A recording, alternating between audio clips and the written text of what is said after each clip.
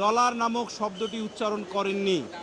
আমরা মাননীয় ট্রাইব্যুনালে বলেছি ঘন্টার মধ্যে উপস্থাপন করা হয় তার নিকট। আরেকটি হলো চার্জ গঠনের সময়, আরেকটি হলো 342-এর সাফাই সাক্ষীর সময়, আরেকটি রেয়ার ঘটনা আছে সেটা হলো 340-এর 3-এ সাক্ষ্য দেওয়ার সময়।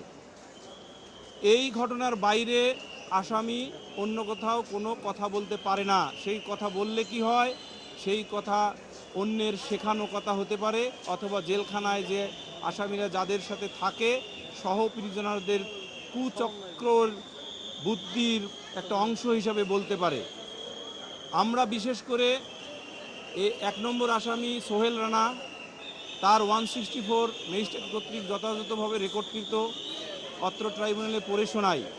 সেই রেকর্ডকৃত 164 কনফেশনে কোথাও তিনি ডলার নামক শব্দটি উচ্চারণ করেননি।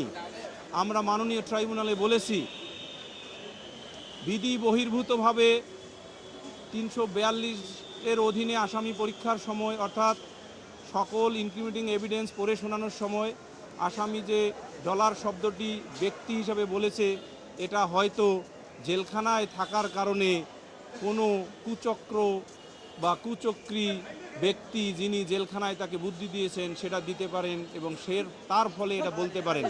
এগুলো আদালতে বিবেচনার বিষয় নয়। আমরা তারপর আর্গুমেন্ট করেছি এই মামলার ভিকটিম রামিসা আক্তারকে যেভাবে ধর্ষণ এবং হত্যাকাণ্ড ঘটিয়ে তার দেহ খণ্ড বিখণ্ড করে লাশ গুম করার জন্য যে কার্যক্রম